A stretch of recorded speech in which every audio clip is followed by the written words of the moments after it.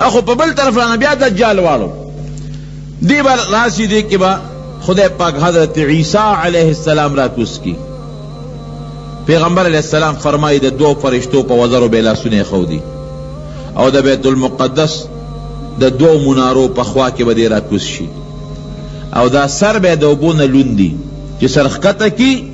ساس کی به بیګی لکه د ملغلرو غوندې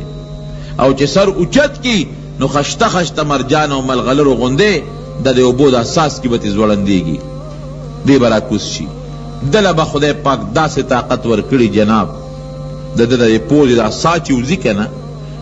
دا چې کم کافر باندې لګي هغه به مرداریږي او صابه سونه وزی دا زمونږ ساخو چې وباسو یو لشتم نه کنه د صابه دومره زیت خوریږي لکه د نظر چې کم ځای پورې لګي اوس الله تعالی خو د مسلمان بل طرف ته امداد کوي عیسی علیہ السلام برا کوس چې را کوس نو مهدی به ورته مصلی پرېږدي چې را مخکې شه ابو اینا ګوره د پیغمبر اسلام برکت تاسو ګوره ابو اینا دا امام مهدی ستاسو نه دی او امامتی به هم دې کوي زه به ستاسو امام پسې مونځ کوم ستاسو قرآن باندې به فیصلې کوم خنزیر به حلال کړي عیسایان خو خنزیر تاسې ګوري لکه مونږ چې ګټ ته ګورو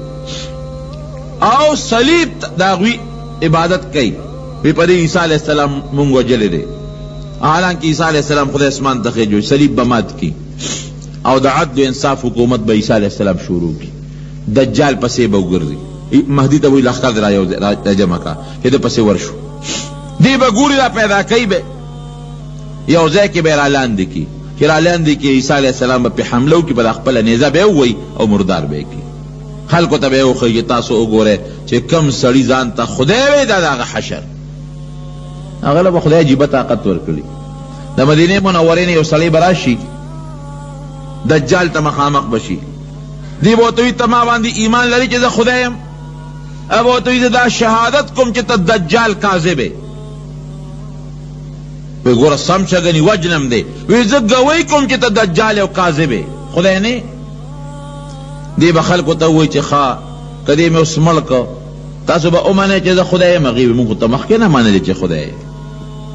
اره به وله په دې سر کېږي او په دې منځ به اره کي نیم به یو خوا غورځوي نیم به بل خوا غورځوي دې منځ کې به داسې مزل وکړي مړ مې که هغې وایي او وی که اوس یې واپس را جمدې کړم او به منئ چې زه خدای یم وی چې مونږ خو ته مخکې منلې چې خدای یې واپس به یې را جمدې کړي نبی علیہ السلام فرمایي نیغ به ورته ودرېږي داسې به پړقېږي لکه د میاشتې غوندې به یې دا مخ پړقېږي بیا به ورته وایي وی څنګه چل دی ما منې چې زه خدای یم وی نه اوس مې د باندې ښه یقین راغی چې ته هغه دجال کافر یې وی بیا دې وجنم وی نه مې شي وجلی نو پیغمبر علیہ السلام فرمایي چې یو کس دی یو ځل مړ کي دوباره به بیا د هغه په مرګ قدرت نه راځي دی به وجني اوچتی به لیکن د هغه په مرګ باندې به د هېڅ قدرت پیدا نشي رسوا به شي دغه ځای کې نو عیسی علیہ السلام به لګي چې دجال به مړ کي چې دجال مړ کي عیسی علیہ السلام په دې مخ د ځمکه حکومت شروع کړي او داسې د عدل و انصاف حکومت به شروع شي چې نبی علیہ السلام فرمایي وی یو انار به دومره غټي یو انار چې په سوونو خلق به هغه خوري خلاصیږي به نه او د یو انار پوستکې به دومره غټي چې لوړه ډله به ترې لاندې ناستي او هغې له به سورې ورکوي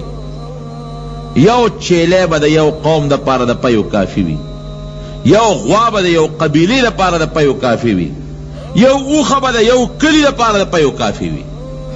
داسې به دا اسمان دا اوبه راوورئ زرغونتیا به وشي میوې به زیاتې شي ځمکه به زرغونتیا زرغونه کي مسلمان به ډېر زیات